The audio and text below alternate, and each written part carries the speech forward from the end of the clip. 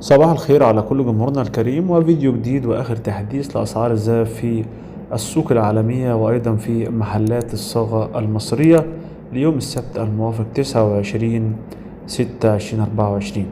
نبدأ مع حضراتكم بالأونصة في البورصة العالمية ب2325 دولار.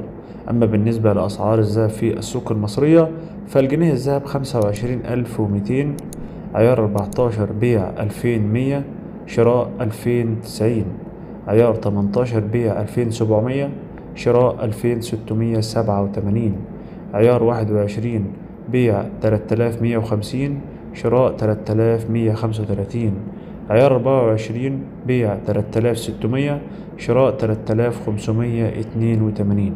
وده آخر تحديث لأسعار الذهب في السوق.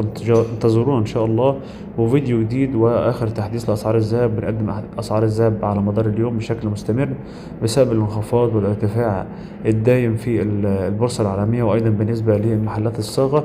بتمنى من حضرتك الاشتراك في القناة عشان تعرفوا جميع الأسعار بشكل يومي وبشكل مباشر. دمتم في أمان الله ورعايته.